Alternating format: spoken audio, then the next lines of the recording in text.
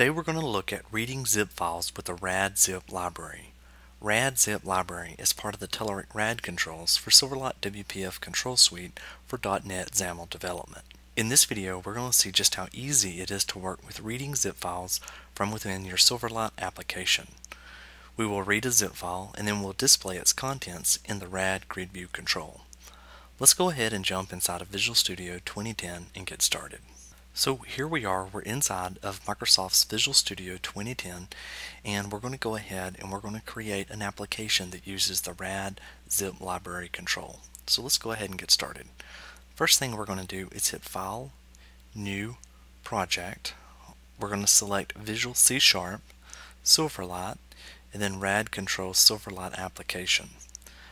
I'm going to go ahead and give this a name of Reading Zip TTV for Telerik TV, and then press OK.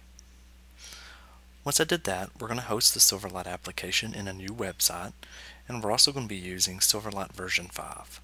The next dialog that pops up is the Project Configuration Wizard. This is asking us which components we want to use in this application. Well, I'm going to scroll down to the bottom because I know I want to use telerik.windows.zip for the ZipLibrary control, but I'm also going to be using the GridView control to display its contents. So I'm going to scroll up here and I'm going to place a check here on telerik.windows.controls.gridview, and you'll also notice here that it went ahead and it checked the other components that's necessary to use the GridView control. Finally, I'll go ahead and I'll hit finish. So it takes it just a moment to spin up your Silverlight application. Once it does, you can come over here inside of your references and you can see that a couple of references have automatically been added for you. So we have telerik.windows.controls, the controls.gridview, controls.input, data, and then zip.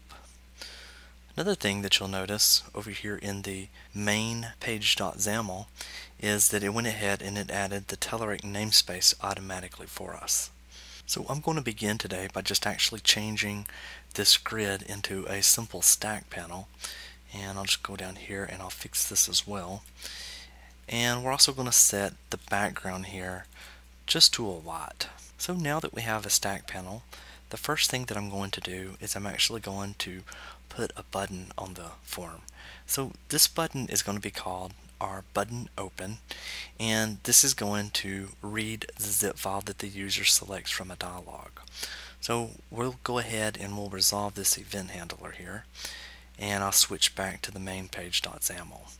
So now that we have a button that's going to allow the user to select a zip file, we're going to add in a tree list view, but we're going to make its columns actually a grid view data column. So let's go ahead and see what that looks like. So I pasted in a code snippet here, and the first thing that you'll notice is that we have Telerik rad tree list view.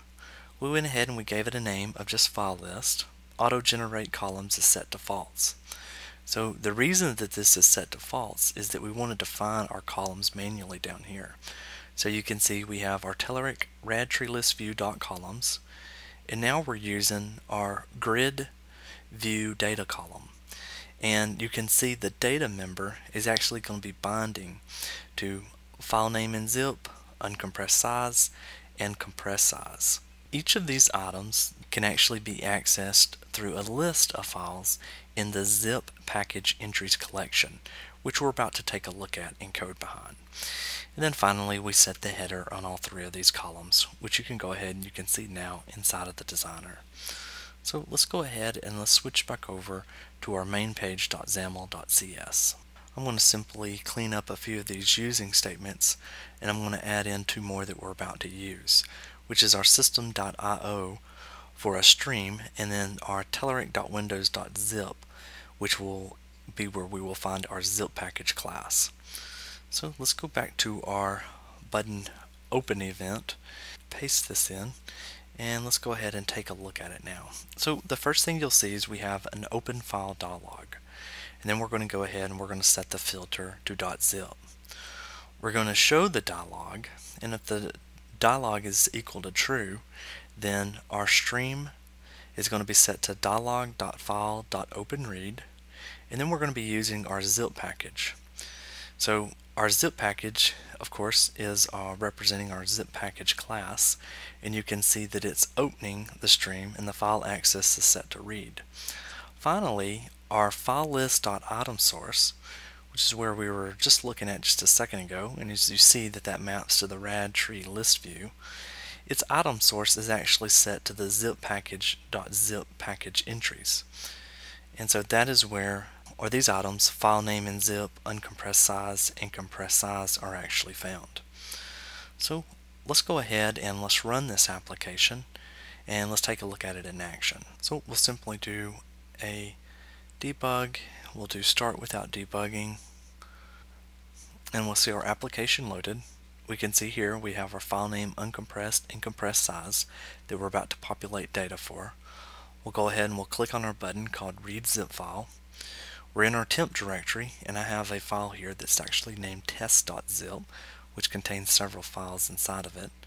Once we go ahead and we click on that and we click the open button, then you'll see that it has now read the contents of that zip file. So I have several different sample text files. I have the uncompressed file size here, and then I have the compressed size here. So this shows you how easy it is to actually read a zip file. If you stay tuned for the next part of the series, we'll look at writing to a zip file, and then finally we will look at compressing and decompressing streams with the RadZipLibrary. So thank you for watching, and please tune in to tv.telerik.com for more videos, and check out blogs.telerik.com for the latest news and announcements. Thank you.